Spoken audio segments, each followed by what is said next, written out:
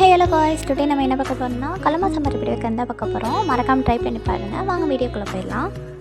கொஞ்சோண்டு கொத்தமல்லி, தேவையான அளவு பச்சை மிளகா, வெங்காயம், தக்காளி இதெல்லாம் உங்களுக்கு தேவையான அளவு எடுத்துக்கோங்க. காரத்துக்கு ஏற்ற மாதிரி பச்சை மிளகாய் எடுத்துக்கோங்க.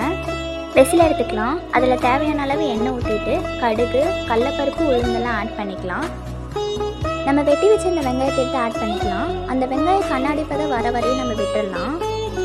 வெங்காயத்து கூடயே தக்காளி ஆட் பண்ணிக்கலாம். அது கூட பச்சை மிளகாவும் ஆட் பண்ணிக்கலாம்.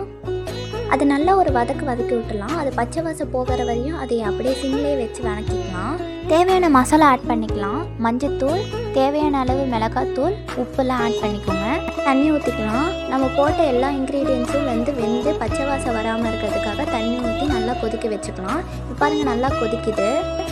நல்லா ஒரு வதக்கி விட்டுக்கலாம். அது பச்சை வாசம் போகிற வரையும். நெக்ஸ்ட்டு கடல மாவை எடுத்து அது கூட ஆட் பண்ணிக்கலாம். நெக்ஸ்ட்டு உங்களோட வீட்டில் எத்தனை நம்பர்ஸ் இருக்காங்களோ அதுக்கேற்ற மாதிரி தண்ணி ஆட் பண்ணி ஒரு கொதிக்க விட்டுடலாம். அப்போ ஸ்டவ்வை ஹை ஃப்ளேமில் வச்சுருங்க. நெக்ஸ்ட்டு அது நல்லா கொதிக்கிட்டு பாருங்கள். கொதிச்சப்பயே பச்சை வாசம்லாம் போயிருக்கும். நெக்ஸ்ட் அதை எடுத்து டேஸ்ட் பண்ணி பாருங்கள். அப்புறம் நம்ம வெட்டி வச்சுருந்த அந்த கொத்தமல்லி எடுத்து மேலே தூவிக்கலாம்.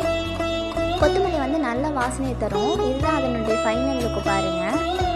கலமா சாம்பார் ரெடி. இது ஆக்சுவலி எங்கள் பாட்டி தான் எனக்கு சொல்லி கொடுத்தாங்க இது எப்படி வைக்கணும் அப்படின்ட்டு.